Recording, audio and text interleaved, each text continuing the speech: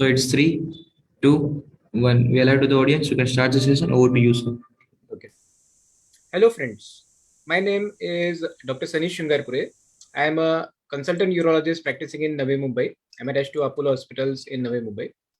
So, our today's topic is management of urinary tract infection in females, and that to the recurrent urinary tract infection in females. So, urinary tract infection in females is the most commonest infection which we come across in the OPD in our patients. Almost 50 to 60% of the patients who come to our urologist OPD are the urinary tract infections, and that also the recurrent urinary tract infection in females following the BPH, that is the prostatic infections. So this is most commonly treated with antibiotics, but often the treatment prescribing pattern of antibiotics is very incorrect. The bacteria adapt to the antibiotics by various mechanisms and they develop antibiotic resistance. UTIs are the most common types of infections worldwide. So it is estimated that almost 1 in 2 women experience a urinary tract infection in their lifetime. And growing evidence about the antibiotic resistance keeps emerging every day. So there are 150 million people each year worldwide who develop urinary tract infection. If you look at the prevalence, according to a study done in India, it has been found out that the prevalence of urinary tract infection at any point is almost 33.54%. Out of this, 66.78% were females, 33.22% were males, and overall prevalence in the old age is very high. It's almost more than above 45 years of age is very high. So that is the prevalence which is conducted by a study in India. So if you see 25 to 30% women between the ages 20 to 40 years of age, they develop urinary tract infections. And as the age goes on progressing, the incidence of the urinary tract infection becomes 50-fold more common in females. 60% of the women will develop urinary tract infection, an episode of urinary tract infection in their lives.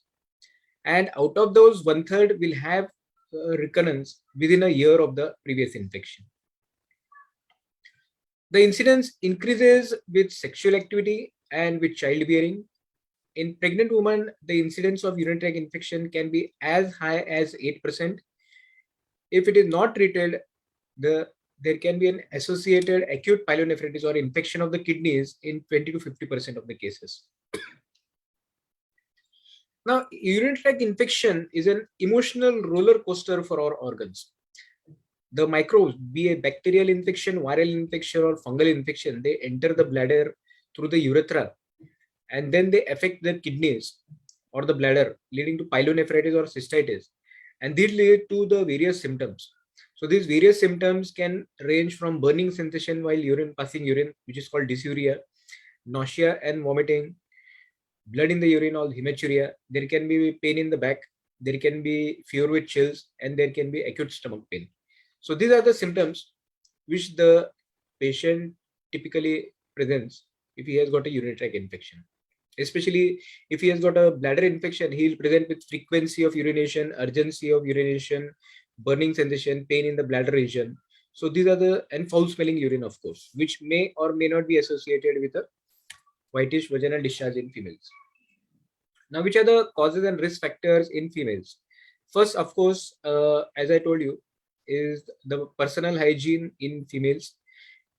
There can be hormonal changes in the female which can lead to changes in the bacterial flora and which can change according to the age. So after menopause, the bacterial flora, which is normally comprises of lactobacillus, it dies down and the vagina is attacked by other bacteria and fungi, causes change in the vaginal pH, and these changes in the vaginal pH attract other bacteria and fungi, and this leads to ascending urinary tract infection. So the extremes of like the teenagers and the menopause or even the newly married female, they are at a risk of urinary tract infection. So increased sexual activity, which is often seen in the newly married females, leads to a condition which is called as honeymoon cystitis. So what is honeymoon cystitis? It is development of recurrent episodes of urinary tract infection in a newly married females is called as honeymoon cystitis because it typically appears after the honeymoon. Also, pregnancy causes certain hormonal changes which can lead to an increase in the urinary tract infection. Chronic health conditions like diabetes can lead to increase in the frequency of the urinary tract infection. Use of birth control measures like copper T and estrogen pills can causes changes in the vaginal flora which can lead to increase in the urinary tract infection. So these are the risk factors in females which cause an increase in the urinary tract infection incidence of the UTIs in female. Now, in the female, the most important cause is that the urethral opening, you can see here, this is the urethral opening. It is the length of the urethra is very short. So if there is a vaginal contamination by microorganisms, be it bacterial or fungal or viral, so this can lead to easy ascent of the organisms from the vagina into the urethra. So the first important and foremost is the short female urethra. Second is poor hygiene after sexual intercourse. So many of people don't wash the introitus after the sexual intercourse. So that can lead to ascending vaginal infection after sexual intercourse, which is the most important cause leading to honeymoon cystitis.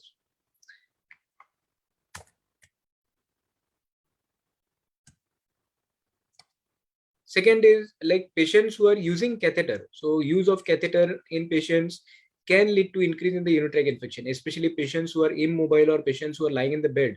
So in them, the use of urinary catheter can lead to increase in the urinary tract infections in females. Then menopause, as I told you, this menopause, which is associated with other symptoms like hot flushes, menstrual cycle changes, mood changes, changes in the sleep pattern, changes in appearance. These are because of the hormonal changes, and because of the hormonal changes, there are changes in the glands which secrete the fluidish content in the vagina, leading to drying up of the vagina, changes in the pH balance of the vagina, and that leads to increased colonization of the vagina by other bacteria and fungi, and that leads to increased chances of urinary tract infection in the menopausal females. Most important is inadequate water intake. So if you did not drink enough water, so that can lead to increased incidence of urinary tract infection because the bacteria are not flushed out in the urine. Also, if you hold your urine for a longer period of time, especially like software people or people who are traveling long distances in the trains or buses, if they hold the urine for a longer period of time, what happens? The urine gets collected in the bladder, and this urine is a rich culture medium for the bacteria, and this attracts the growth of the bacteria. So if you hold the urine for a longer period of time. So how we diagnose the urinary tract infection? We diagnose by doing urinalysis. It can be a simple laboratory test where you give the morning sample of urine, or you can use an OTP dipstick test to check for presence of nitrates or presence of leukocyte esterase in the urine. And if we find there are increased number of pus cells and bacteria in the urine, we do a urine culture. The urine culture guides us for the treatment. It shows us which antibiotic the bacteria is sensitive, how much is the infection. Then later on, we can do a sonography or a cystoscopy or CT scan or MRI, depending if it's a complicated urinary tract infection, like if you are suspecting that there is upper tract involvement of the kidneys, patient is running high fever, then you need to do this further investigation. Otherwise, these investigations are not needed. So these are the conditions which increase the risk or the severity of morbidity or renal scarring from recurrent urinary tract infections. So first is if the patient is suffering from any comorbid conditions like renal failure, obstructive uropathy, like if there is an obstruction, like there is a stone or stricture urethra.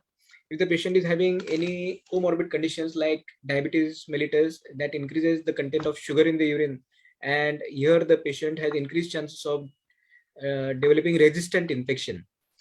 Then renal papillary necrosis, that is the papilla from where the urine gets collected into the fornices of the kidney.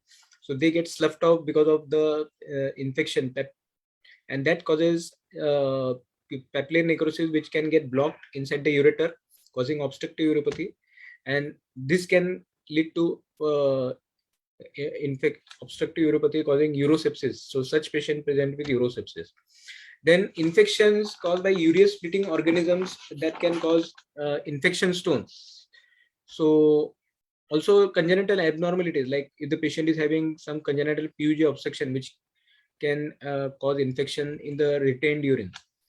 Then pregnancy, there are high chances of urine infection in pregnancy because of the hormonal changes, and also because of the pressure of the uterus on the ureter. It can cause obstructive uropathy into the systems, and also because of hormonal changes, the mobility of the ureter also goes down. So that causes increased chances of UTI in females, and even there are 2 to 5% chances of pyelonephritis in pregnant patients. Then neurogenic bladder, patients who are having certain spinal problems or CNS problems, due to which the bladder is not able to empty, which is called as neurogenic bladder. They are at a high risk of infections. Then patients who are on indwelling catheter because of some reasons like neurogenic bladder or some spinal surgery or immobility, they are lying down in the bed, they have got a high chance of developing urinary infection. So these are the conditions which have got an increased morbidity from the urinary tract infection, and this can cause kidney damage. So how do we treat this recurrent infection? So normally at home, if you develop a simple urinary tract infection, you can drink plenty of water, you can increase the intake of vitamin C, you can drink cranberry juice, you avoid spicy food, oily food, and caffeine and citrus fruits. So this is for just a mild urinary tract infection. And if you develop a severe urinary tract infection, you need to go to a urologist or your physician. They will do the laboratory test and they will start you on an oral or IV antibiotic. Now, when we speak of prophylaxis is for the prevention part of the urinary tract infection. So what is the non-antibiotic prophylaxis? So we have got cranberry. Cranberry is a fruit which is seen in the jungles of South America, and this fruit, it along with this D-mannose chemical, it forms a layer in the bladder and prevents the attachment of the bacteria to the bladder. So in this respect, it prevents urinary tract infection. Then lactobacillus probiotics, they help in vaginal flora regeneration. And vaginal estrogen in postmenopausal women, it helps to create a hormonal milieu in the postmenopausal women. So non-antibiotic prophylaxis, we give them supplements of cranberry, combination of cranberry and D-mannose, lactobacillus probiotics for vaginal flora, and vaginal estrogen in the postmenopausal woman.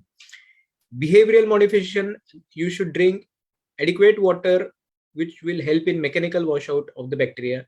For an ideal person of 60 kilograms of weight, you should drink around 2.5 to 3 liters of water or fluids per day. So fluids includes everything, including tea, coffee, mineral water, or plain water, then juices, everything in it includes. Then especially to the married couples, we advise to void after the sexual intercourse, before and after the sexual intercourse, because a full bladder always increases the chances of entry of the vaginal organisms into the bladder. They should clean the private parts after sexual intercourse.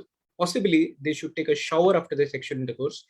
They should avoid the use of spermicidal jelly, because use of spermicidal jelly increases the chances of urinary tract infection in the females. And also, while cleaning, they should wipe from front to back and not from back to front. So these are the tips in the married couples. So they should void after sexual intercourse, empty the bladder as completely as possible before the sexual intercourse, shower after the sexual intercourse, you avoid the use of spermicidal jelly, and wipe from front to back. Patients who are having obstructive uropathy or having a neurogenic bladder should do a CIC, or called as a clean intermittent catheterization, or should seek the urologist opinion, because residual urine, that is the urine which is remaining in the bladder even after passing urine, has a high propensity of developing recurrent urinary tract infections. Such patients should seek the advice of the urologist, and they will be advised some medicines. And also, if the urine is very high, say more than 100, 150 ml, they will be advised a clean intermittent catheterization, that is putting a catheter in and out almost like 2 to 3 times a day to prevent the residual urine getting infected.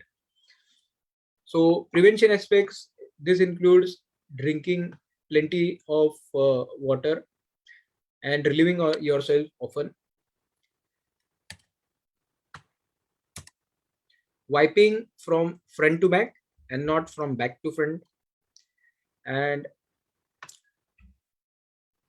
wash up before the sex and urinating after the sex,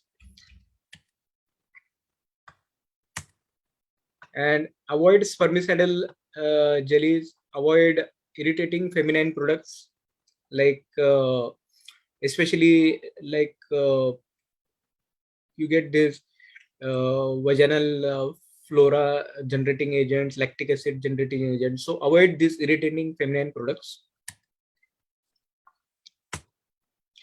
and rethink of your birth control methods. So copper T and OC pill, they increase the chances of urinary tract infections. Now these are the pelvic floor exercises, also called as Kegel exercises or pelvic floor strengthening exercises. So these help to increase the contraction of the pelvic floor muscles and help to prevent the ascent of the bacteria from the vagina into the bladder. So in summary, recurrent urinary tract infections is the common problem which is encountered in many areas of clinical practice. It is the cause of significant morbidity, and urinary infection is one of the commonest indication of antibiotic prescription in the community and hospital settings. Majority of cases are uncomplicated and respond rapidly to appropriate treatment, and 20 to 30% of women develop at least one recurrent infection in their lifetime. Thank you everybody for attending this webinar.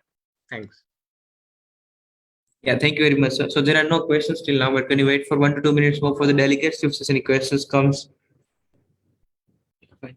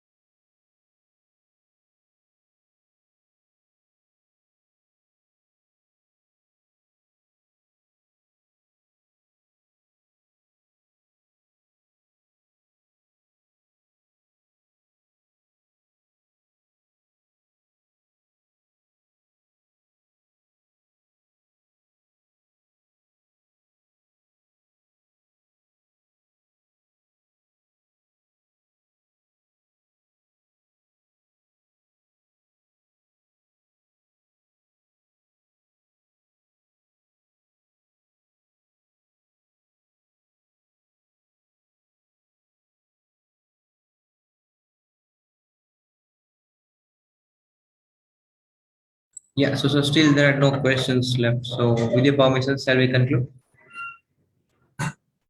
Yeah, so you're on mute. You're on mute. And I would thank Lupin company for arranging this wonderful session. And I hope everybody's knowledge has been enhanced by this session. And we hope to prevent this recurrent urinary tract infection problems. Thank you. Thank you, everybody. Yeah, thank you very much. On the behalf of organizer, yeah, I would like to thank you for your informative and educative talks. Thank you. Thank you for a valuable time. Yeah, bye. Have a great weekend.